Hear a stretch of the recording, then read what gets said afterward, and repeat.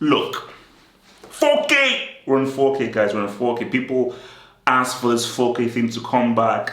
4K Ultra HD, 4K Ultra HD, 4K Ultra HD, 4K, 4K, 4K.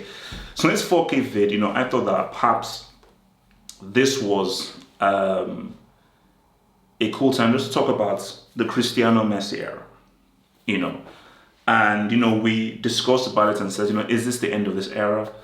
Are we coming to the footnote of these two guys who have pretty much redefined what it means to be consistent on a goal scoring level? Like, people have said, oh, no, never say never. I'm telling you this right now, as a football guy, football analyst, football aficionado, we will never, ever again,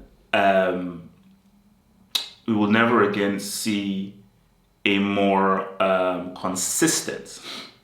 We'll never again see a more consistent sets of players ever again.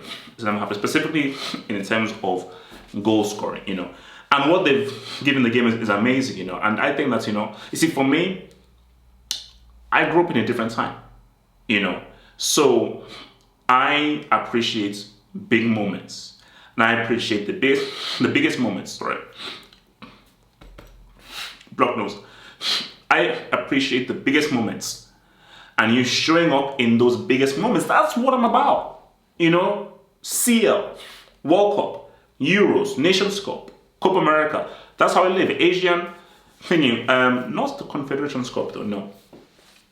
But where we now see these guys now is Messi definitely wants one more Champions League, for sure.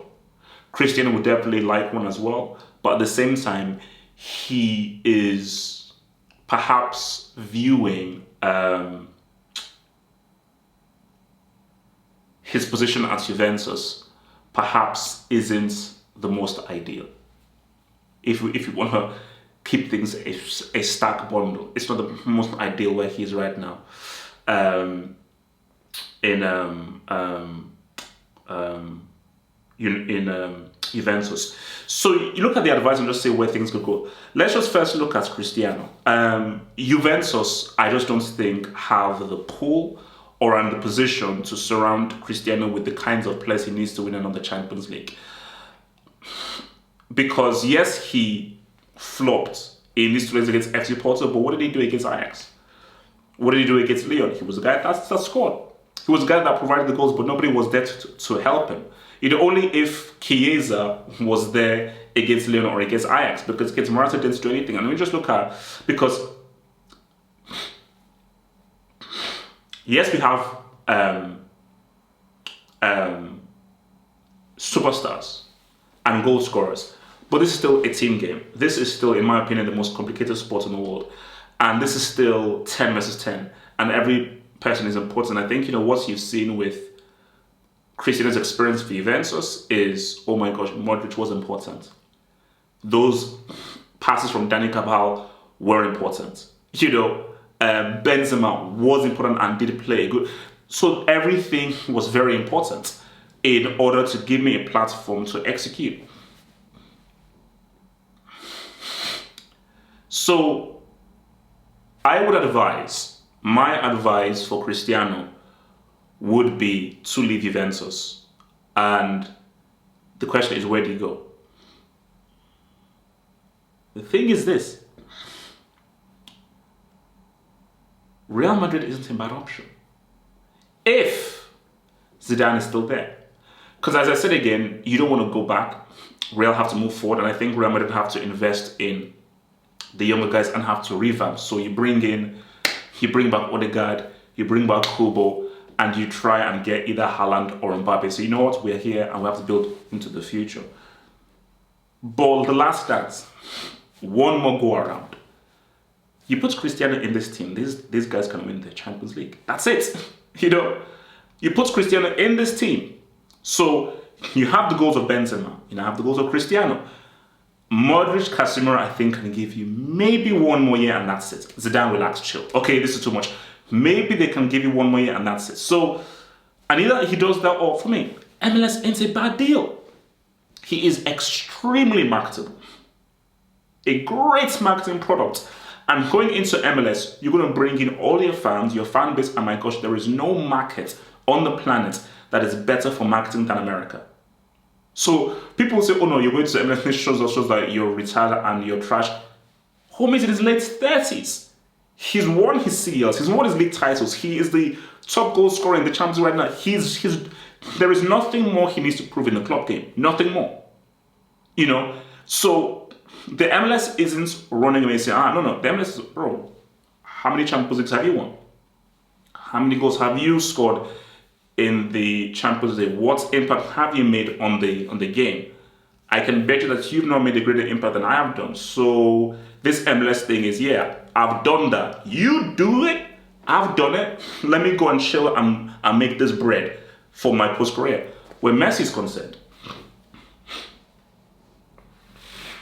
here's the video. Sorry, man. Guys, sinus problems are crazy, man. Sorry. If Barcelona gets Haaland, Messi should consider. Doesn't mean he should stay, but he should consider. Messi staying at Barcelona, I think it is 100% dependent on who Barcelona gets. 1000%. If they don't get a big name, and all Laporta can say is, hey man, these are great young kids, Messi be like, I know, good luck to Pedri, Fati, Moriba, so forth, but I got a jet. PSG next. For me, because as we're discussing it on the Hangouts and so forth, Messi, what do you want? It's simple. What do you want? I believe Messi wants another Champions League. He definitely wants another Copa America, for sure. But he definitely wants another Champions League. So if Messi wants another Champions League, you go to PSG, as that is the best possible chance you have of winning a Champions League. Because, again, as we said on Saturday, all because that's what it says on paper doesn't mean that's how you're going to roll and that's how you're going to live. It doesn't mean that. But all I'm saying is,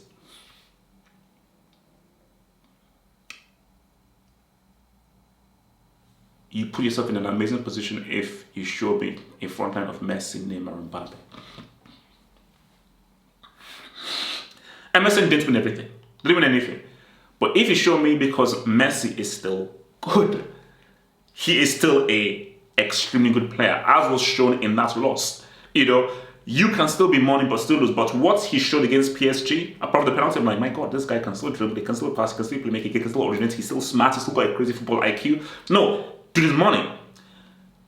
So you don't want to waste that in a developing project in Barcelona. Messi doesn't owe Barcelona anything more. Okay? Similar with Cristiano, and he's already done everything in the club game. Messi, I've already done everything in the club game. Yo, did you see that 92 goals in the calendar? Yo, did you see those 2 trebles? I get y'all. I have put Barcelona on the map more so than any player in the club's history. Because people say, this is the best club player that we've ever seen. Ever. In terms of quality and maintaining a high level for a long period of time, there has never been a player who has consistently been this good. Dribbling, passing, playmaking, goal-scoring, football IQ, creativity. There's never been somebody that has given you all these assets more than Messi. So PSG makes sense. Internationals. For Cristiano, again, Euros. And here's the thing about these Euros. It's about doing it in our final. I'm sorry, there is an asterisk. He technically has it. Same thing as to how, Pele technically has 3 World Cup medals.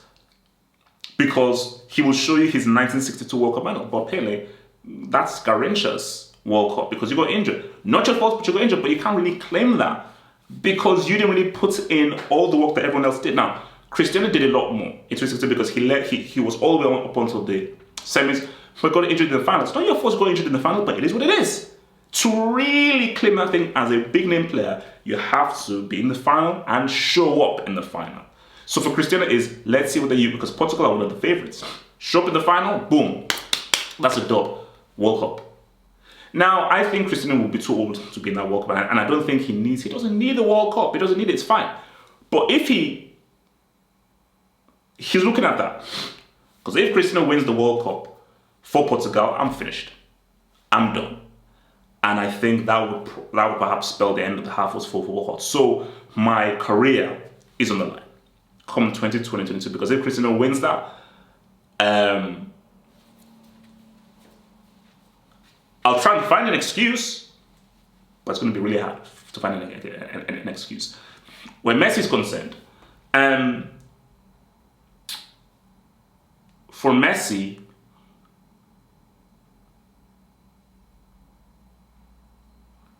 you have to give Argentina something. Argentina, I don't think, are as ready-made as Portugal, so the World Cup is a bit tricky. Copa America, there's only really one team standing in your way. Uruguay are not what they used to be.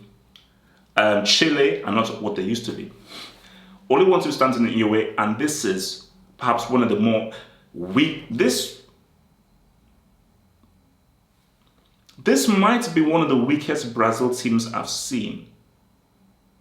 Perhaps 2014 was weaker, but this is perhaps one of the weakest Brazil teams I've seen, where really the only guy they have is Neymar. Because 2014 was a young Neymar. But what? Richarlison? What's it called? Robert Firmino? Like, I mean, what are we saying here, man? So,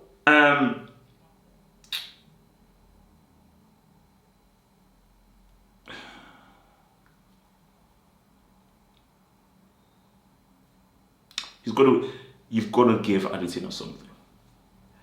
It will be a massive blemish on his legacy if a player this talented, who doesn't play for Sweden or Greenland or Cyprus or Chad or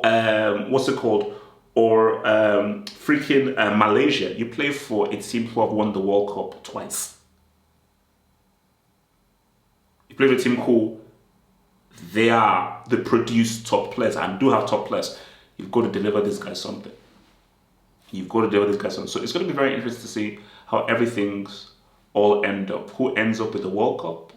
Who ends up with another Euro? Who ends up perhaps with a Copa America, But legacy, because when these guys retire, they would have staked their claim, And I think their achievements, club-wise, is incredible. And as much as I hold on to Ronaldo, I hold on to Zidane, I hold on to Maradona, I hold on to Ronaldinho. These are my guys, and they will always be my guys. You have your guys, I have my guys, and that is what makes the debate interesting, because it's a generational debate, because I can't explain to you why Ronaldo means so much to me because of what he was and me watching him.